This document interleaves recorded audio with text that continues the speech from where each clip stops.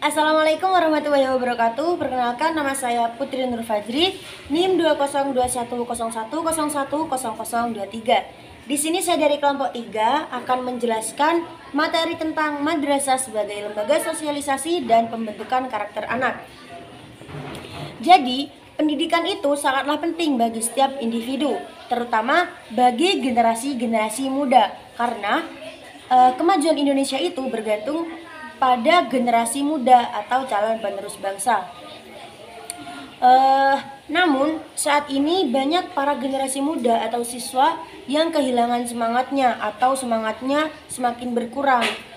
Kenapa begitu? Karena itu disebabkan oleh dampak negatif dari teknologi saat ini.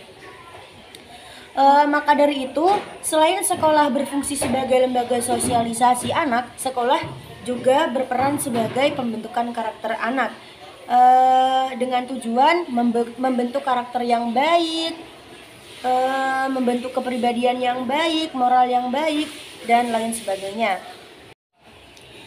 Baik, kita masuk ke materi pertama, yaitu madrasah sebagai lembaga sosialisasi dan pembentukan karakter anak. Pengertian madrasah adalah suatu tempat terjadinya proses belajar mengajar antara siswa dan guru. Sekolah atau madrasah juga dapat diartikan sebagai tempat atau lembaga yang terjadinya proses belajar mengajar dan tempat menerima dan memberi pelajaran menurut tingkatan yang ada. Tingkatan-tingkatan dari madrasah ini mulai dari kecil atau terendah hingga tertinggi, dari Raudatul Atfal, kemudian Madrasah Ibtidaiyah, Madrasah Sanawiyah, Madrasah Aliyah, dan Madrasah Aliyah Kejuruan.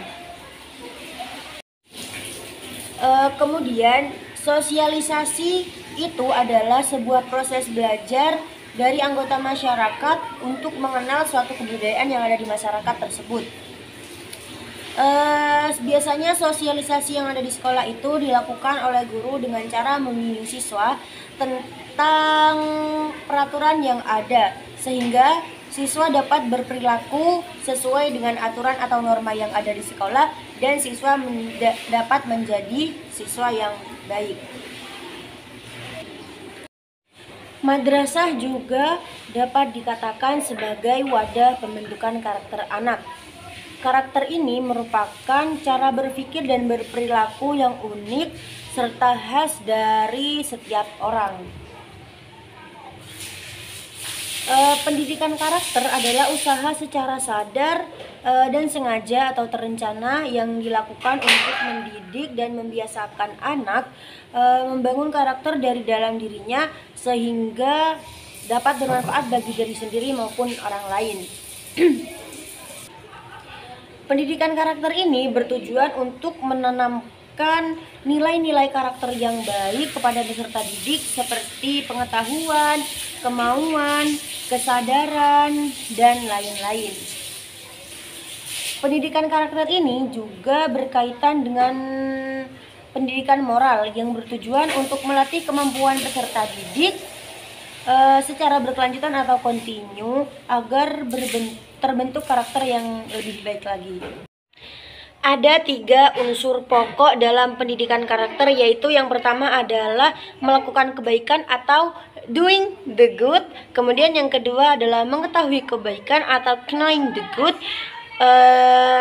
dan yang ketiga adalah mencintai kebaikan atau desiring the good. Pendidikan karakter tidak hanya mengajarkan tentang mana hal yang baik dan mana hal yang buruk kepada anak, tetapi lebih dari itu. Pendidikan karakter mengajarkan kepada anak untuk membiasakan diri berbuat baik, sehingga anak mampu melakukan hal baik dan mampu merasakan hal baik dan benar. Kemudian lanjut ke materi yang kedua, yaitu madrasah sebagai screening moral. Menurut Kamus Besar Bahasa Indonesia atau KBBI, screening adalah penyaringan, sedangkan moral adalah bekal dalam mengembangkan diri. Moral ini bersangkutan dengan perilaku baik dan buruknya seseorang. Masalah moral ini sering terjadi di kalangan masyarakat yang telah maju atau masyarakat yang masih tertinggal. Akibat kerusakan moral itu akan mengganggu ketenangan orang lain.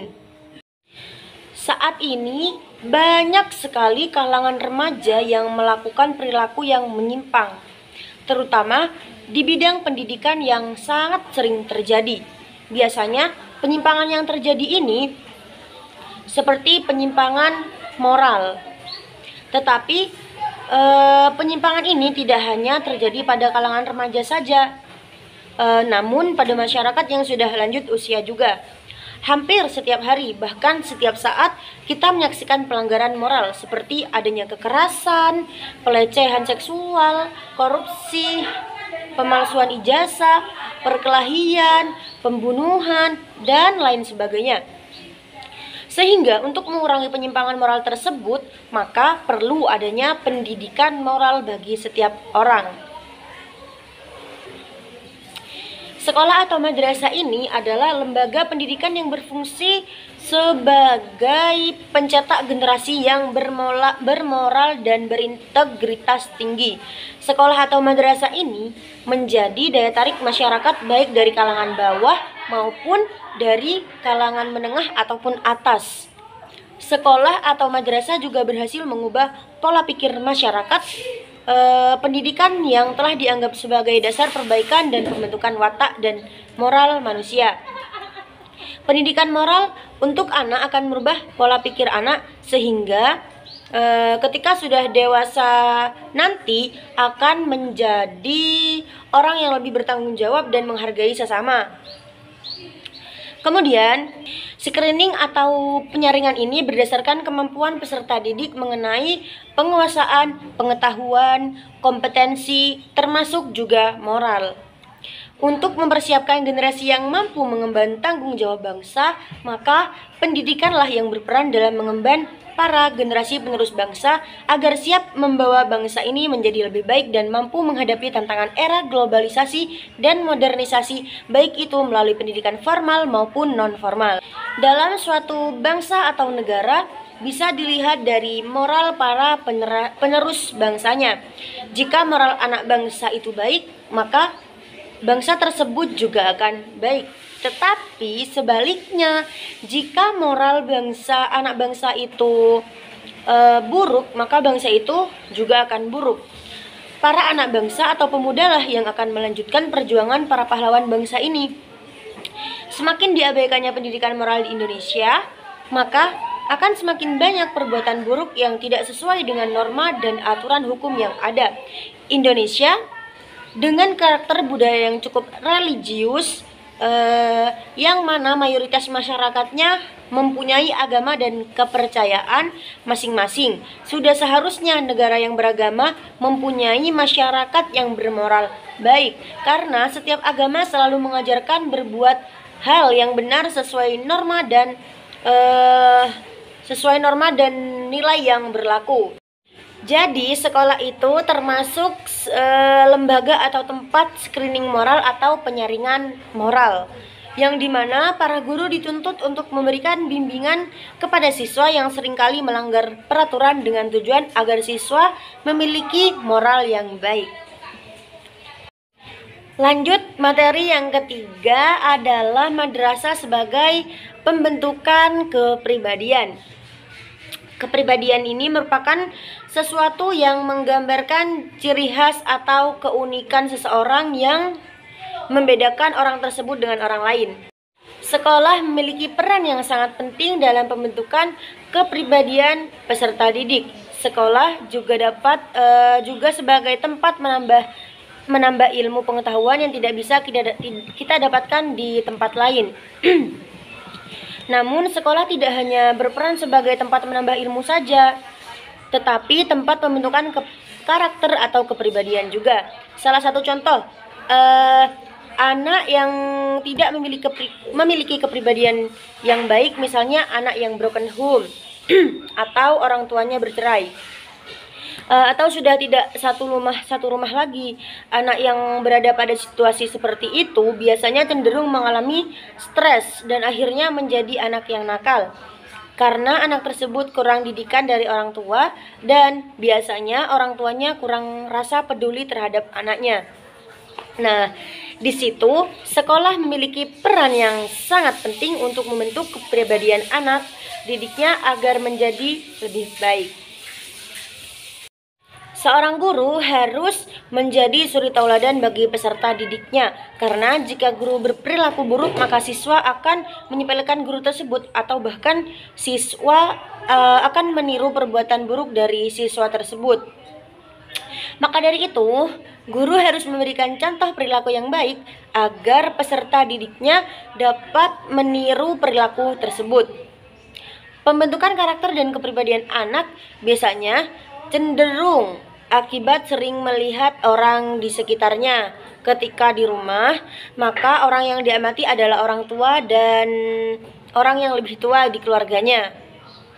Ketika di sekolah, orang yang diamati pertama itu biasanya adalah guru. Oleh karena itu, guru harus memberikan teladan yang baik agar bisa ditiru oleh siswanya. Karena siswa seringkali mencontoh dan mengamati sikap guru dan sikap guru cenderung akan ditiru oleh peserta didik. Oke, lanjut ke materi keempat, yaitu pengaruh keluarga dan sekolah terhadap individu.